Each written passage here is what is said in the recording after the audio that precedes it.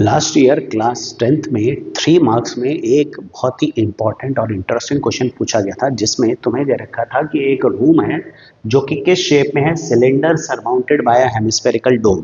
मतलब बेस पर सिलेंडर है, उसके ऊपर एक हेमिस्फेरिकल डोम है और उसमें बोला था कि base radius of hemisphere is half the height of cylindrical part.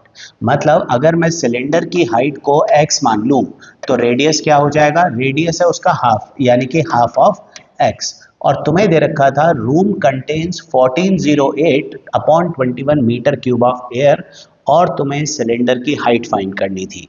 तो भाई देखो, सिंपल सी चीज़ है, ये हमें इस एक्सप्रेशन दे रखा है कि टोटल वॉल्यूम है 1408 अपॉन 21, तो वॉल्यूम ऑफ सिलेंडर यानी कि pi r square h plus volume of hemisphere यानी कि 2/3 पाई आर क्यूब मिलकर है 1408 अपॉन 21।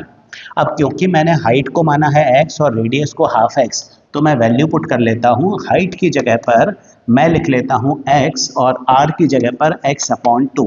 तो ये हो गया x/2 का square into x plus 2/3 pi x/2 का whole cube is equals to 1408 upon 21।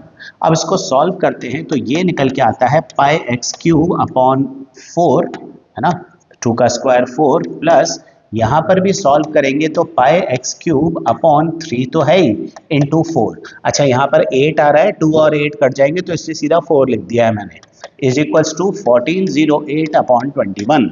अब यहाँ पर मैं पाई x³ अपॉन 4 कॉमन ले लेता हूँ तो मेरे पास बचता है 1 plus 1/3 is equals to 1408 upon 21। और इसको हम सॉल्व करते हैं तो pi x³ upon 4 into 4/3 is equals to 1408 upon 21 बनता है।